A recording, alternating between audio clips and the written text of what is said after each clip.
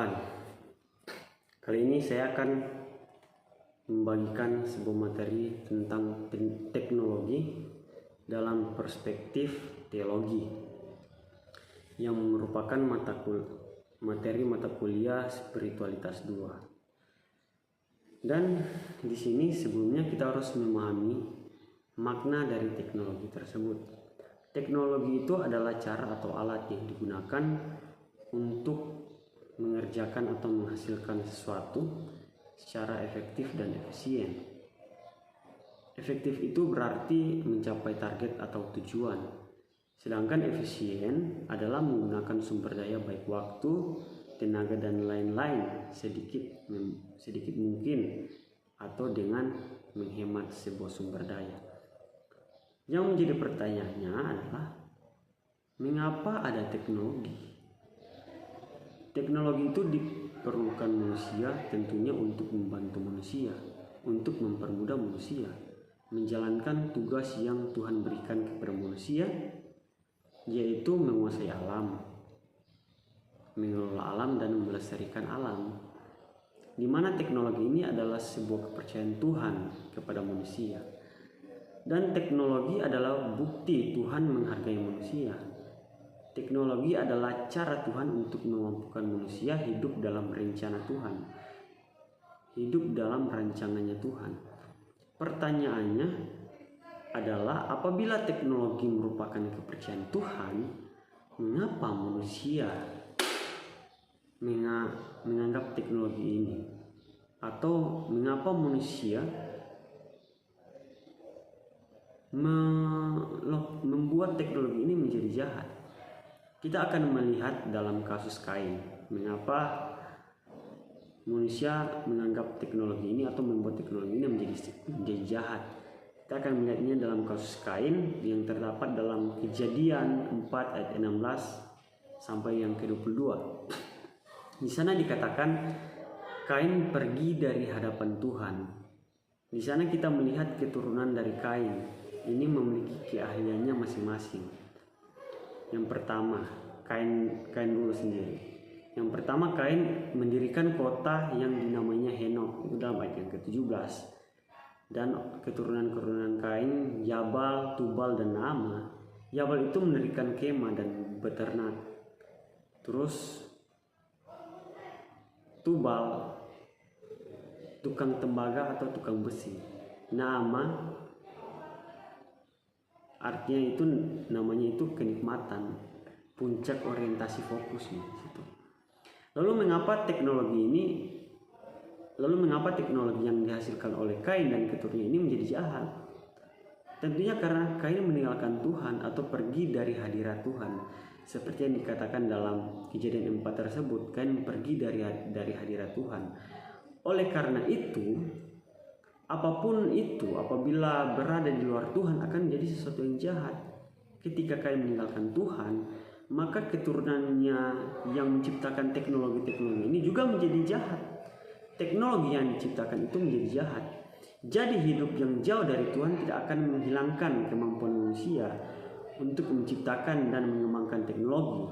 Namun hidup jauh dari Tuhan akan membuat teknologi yang diciptakan atau dikembangkan oleh manusia itu menjadi jahat. Hidup yang jauh dari Tuhan juga membawa manusia untuk menciptakan teknologi yang humanistik dan hedonistik.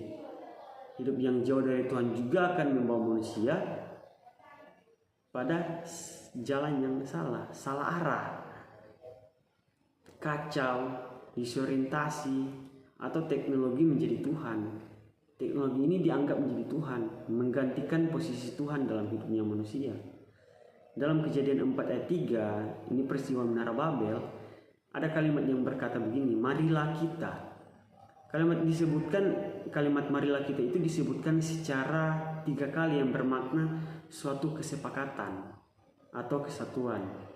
Dan ada sebuah kalimat yang berkata bagi kita, juga berarti sebagai motif selfish, sebagai motif selfish, mendirikan kota dan menara yang puncaknya sampai ke langit, yang berarti mencari nama supaya tidak terseret.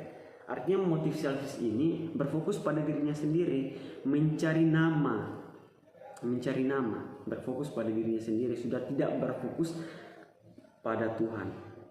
Kita perlu hati-hati terhadap 4 aspek ini. Yang pertama, hati-hati dengan selfish yang merupakan motif yang berorientasi pada diri sendiri. Yang kedua, hati-hati terhadap mentalitas selfish yang menjadi budaya.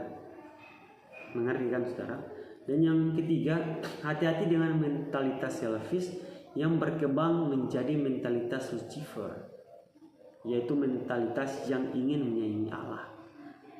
Dan yang terakhir yaitu Tuhan akan meluaskan teknologi sampai batas tertentu. Apabila sudah berlebihan, Tuhan punya kuasa untuk menginterferensi. Selanjutnya, kita akan melihat teknologi di akhir zaman yang terdapat dalam Daniel 12 ayat yang keempat. Begini firman Tuhan berkata, "Tetapi engkau Daniel, sembunyikanlah segala firman itu dan meteraikanlah kitab itu sampai pada akhir zaman. Banyak orang akan menyelidikinya dan pengetahuan akan bertambah." Hal mengenai teknologi di akhir zaman, di zaman sekarang sudah diberitahukan di zaman Daniel, di mana pengetahuan manusia akan bertambah. Kita akan melihat bagaimana perkembangan teknologi itu dari zaman ke zaman. Yang pertama itu ada era society 1.0, yaitu teknologi mesin berbentuk hunting atau masih menggunakan bambu untuk berburu, atau gathering atau perkumpulan orang-orang ya di zaman era society tersebut. Yang kedua, era society 2.0, yaitu agrikultural atau pertanian. Yang ketiga, era society 3.0, yaitu industri. Dan ketika sampai di era society 3.0 ini, terjadi sebuah revolusi industrial atau perkembangan industrial, dimulai dari mesin, listrik, selanjutnya komputer, dan yang terakhir adalah koneksi. Dan terakhir ini sehingga masuk pada era society 4.0, yaitu informasi di mana orang-orang sudah dihubungkan oleh koneksi. Ya, jaringan-jaringan yang ada menghubungkan orang dari tempat yang lain ke tempat yang lain, sebuah tempat yang berbeda sehingga bisa berkomunikasi.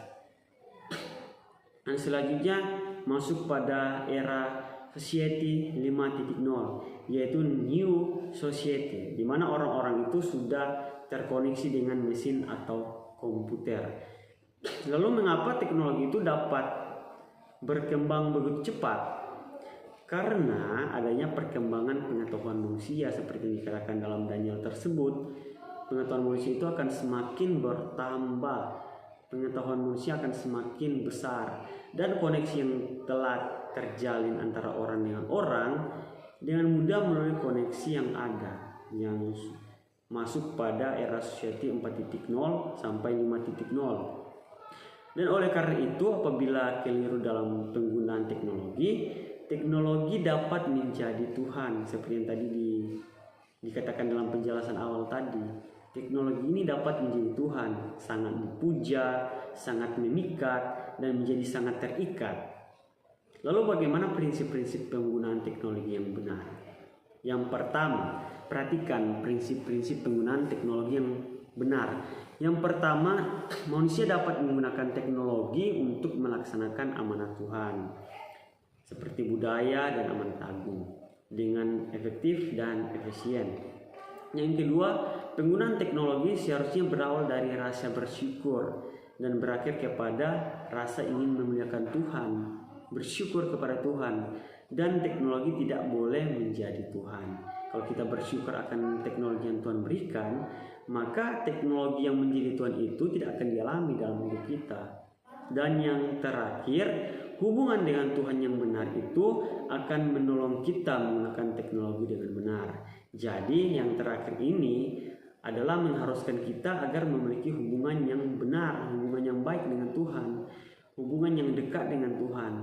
Karena dengan hubungan yang dekat dengan Tuhan, Tuhan akan membuat hati dan pikiran kita untuk memakai sebuah teknologi yang ada di zaman sekarang itu, memakainya tidak pada jalan yang salah.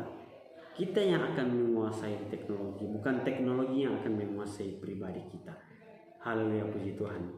Sebabnya di zaman sekarang ini penting sekali untuk kita untuk mengetahui bagaimana cara yang benar menggunakan teknologi. Karena kalau kita salah untuk menggunakan teknologi, maka teknologi itulah yang akan menguasai hidup kita. Hal yang harus saya katakan kepada saudara-saudara sekalian bahwa kuasailah teknologi. Biarkan Tuhan yang membuat engkau dapat menguasai teknologi tersebut. Jangan biarkan teknologi yang menguasai dirimu. Haleluya, puji Tuhan.